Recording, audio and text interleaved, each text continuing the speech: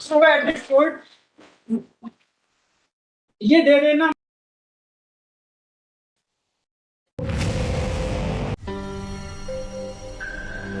Screen पर चल रहा यह वीडियो भारत का सर्वोच्च न्यायालय का है, जिसमें एक शख्स न्यायाधीश के समक्ष अपनी बातों को रखते हुए नजर आ रहा है। सवाल ये नहीं कि वह अपनी बात जज के समक्ष रख रहा है, सवाल ये है कि वह अपनी बात जज के समक्ष रख क्या रहा है और आखिरकार इस शख्स ने ऐसा क्या बोल दिया कि उसे अदालत कक्ष से बाहर निकालना पड़ गया।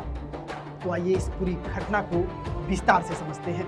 दरअसल सुप्रीम कोर्ट में न्यायमूर्ति केवी विश्वनाथम और न्यायमूर्ति आलोक आराधे की पीठ एक याचिका पर सुनवाई कर रही थी। याचिकाकर्ता प्रबल प्रताप अपनी अपील पर बहस कर रहा था, लेकिन सुनवाई के दौरान अचानक उसका व्यवहार बदल गया और कहता है, mister judicial servant, I order you to register FIR। आप वीडियो में देख सकते हैं कि उसने अदालत के भीतर कागज फेंकने शुरू कर दिए। इसके साथ ही न्यायाधीश के प्रति अपमानजनक भाषा का प्रयोग किया। इतना ही नहीं, वह न्यायाधीशों को यह बताने लगा कि उन्हें क्या करना चाहिए। अदालत की कार्यवाही कुछ देर के लिए बाधित हो गई।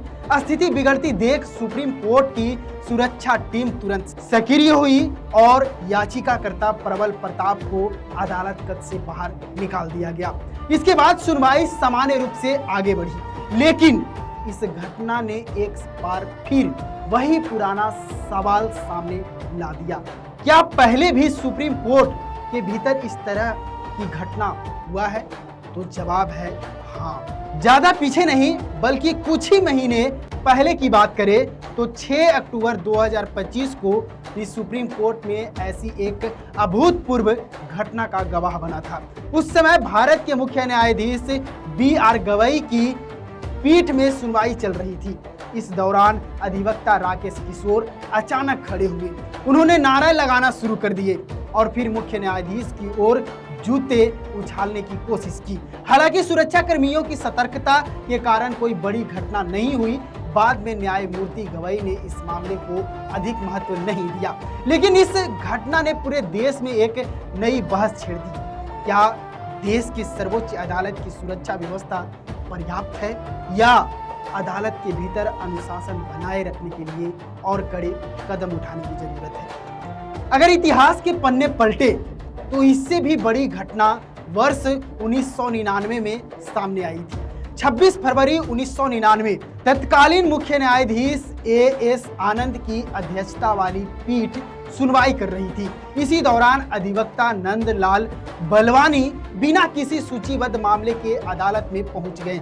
उन्होंने पुलिस पर कथित उत्पीड़न का आरोप लगाते हुए नारेबाजी शुरू कर दी और फिर मुख्य न्यायाधीश की ओर जूते फेंक दिए।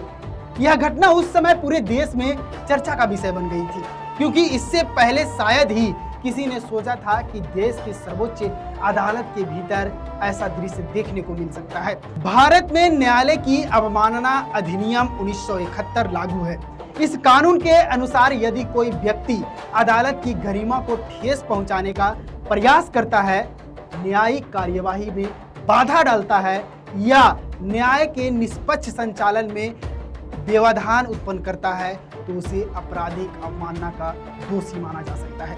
भारतीय संविधान का अनुच्छेद 129 सुप्रीम कोर्ट को कोर्ट ऑफ रिकॉर्ड का दर्जा देता है। इसका अर्थ है सुप्रीम कोर्ट अपनी अवमानना के मामले में स्वयं कार्रवाई कर सकता है। वहीं अनुच्छेद 142 अदालत को पूर्ण न्याय सुनिश्चित करने के लिए आवश्यक आदेश जारी करने की शक्ति देता है। यही कारण है कि अदालत की गरिमा केवल परंपरा का विषय नहीं बल्कि संवैधानिक व्यवस्था का भी हिस्सा है। वहीं लोकतंत्र में हर नागरिक को अभिव्यक्ति की स्वतंत्रता प्राप्त है। संविधान का अनुच्छेद 19 लोगों को अपनी बात रखने का अधिकार देता है। सरकार की आलोचना की जा सकती है, नीतियों पर सवाल उठाए जा सकते हैं, अदालत के फैसले के खिलाफ पुनर्विचार याचिका और अपील भी दायर की जा सकती है। लेकिन सवाल यह है कि क्या इन अधिकारों का अर्थ अदालत के भीतर हंगामा करना है? क्या न्यायाधीश के प्रति अभद्र भाषा का इस्तेमाल अभिव्यक्ति की स्वतंत्रता है? और कानून इसका जवाब साफ शब्दों में देता है नहीं, क्योंकि अधिकारों के साथ जिम्मेदारियां भी जुड़ी होती है। लेकिन किसी भी लोकतंत्र में न्यायपालिका की सबसे बड़ी ताकत उसकी इमारत नहीं, उसकी सबसे बड़ी ताकत जनता का विश्वास होता है। यदि अदालत के भीतर अनुशासन कमजोर पड़ता है तो सबसे पहले उसी विश्वास पर असर पड़ता है।